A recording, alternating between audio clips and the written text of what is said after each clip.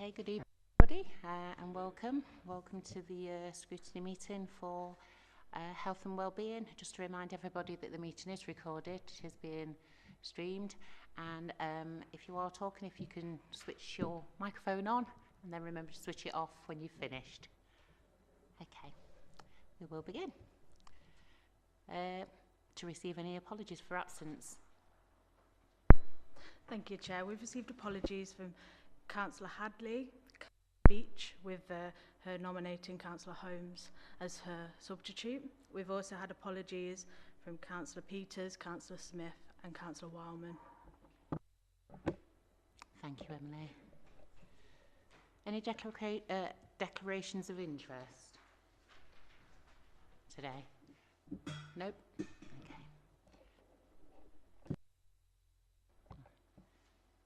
To consider any urgent business brought forward to the meeting under Rule 12? Any urgent business? No. Okay. And number 4 on the agenda. Any questions from the public? No. Okay. Any questions from members of the committee that have been submitted? No. Okay, we'll move on to item number 6. Public minutes of the previous meeting on the 27th of January. I propose the approval of the public minutes from the previous meeting. Do I have a seconder? Okay. Okay, no, I can confirm I'm the only person. Do you want to pass? Okay, we will pass that on to the next meeting then.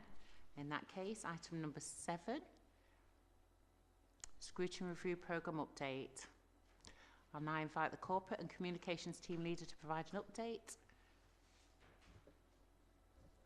Thank you.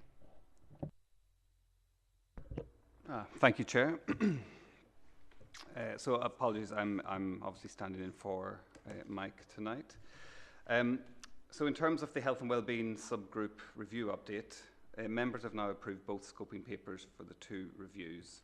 In terms of Access to Services Review, a meeting organised with Matthew Steele, who's the Revenue and Benefits Manager, to discuss how East Staffordshire Council services are made accessible.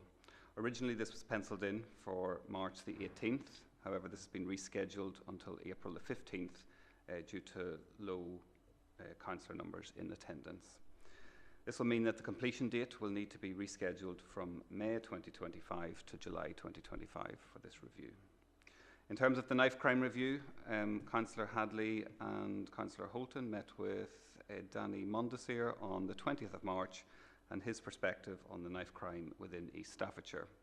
Further interviews have been organised with the police on the 8th of April, Catch 22 on the 13th of May and the Commissioner's Office on the 20th of May this year. Due to the availability of partners, the envisaged completion date of April 2025 will need to be revised to approximately July 2025 for this review. Thank you.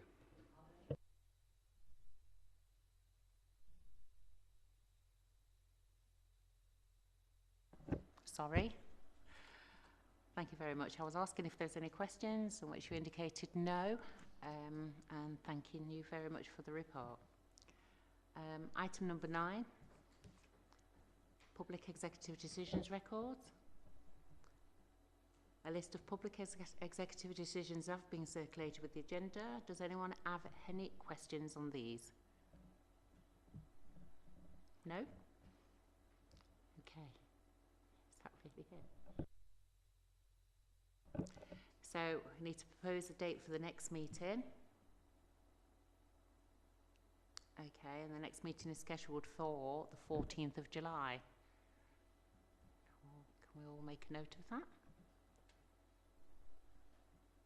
Okay, just notice I want to go back to item 8 and just to mention that, have we got any feedback or overview or a report from either Councillor Legg or Councillor Atkins?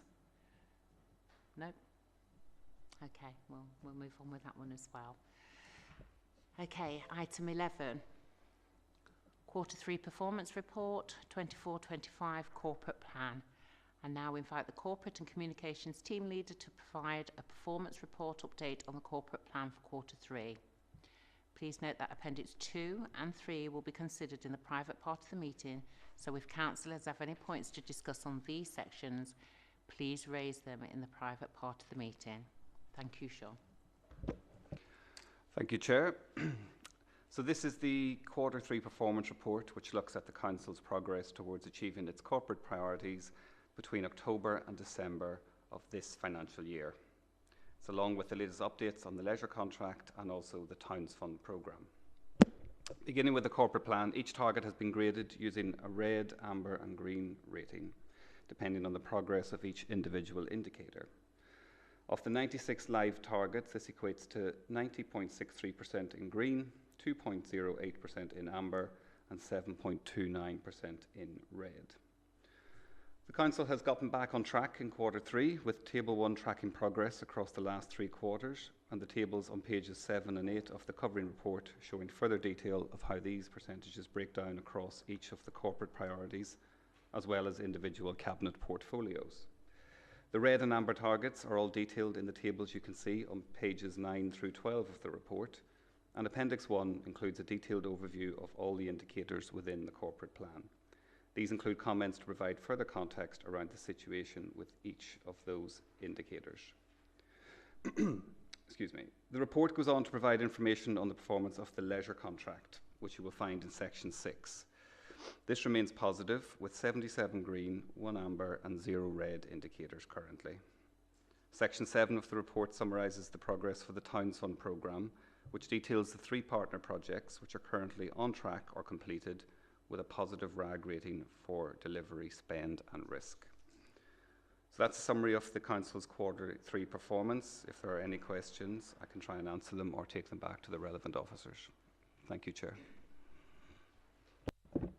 Thank you, Sean. Are there any questions? Nope. Okay. We have 3 items to consider in private, so we will now move that in accordance with Section 100A(4) of the Local Government Act 1972, the press and public to be excluded from the remainder of the meeting as it is likely, in the view of the nature of the business to be transacted or the nature of the proceedings, that there would be disclosed exempt information as defined in paragraphs of Part 1 of Schedule 12A of the Act, indicated in brackets before each item number on the agenda. Do I have a seconder? Thank you. Councillor Bailey. We will now go to the vote. All those in favour? Yep. Okay, any against? Any abstentions? Okay, I'll wait for the members of the public to leave and for the live stream to be switched off. Thank you, Emily.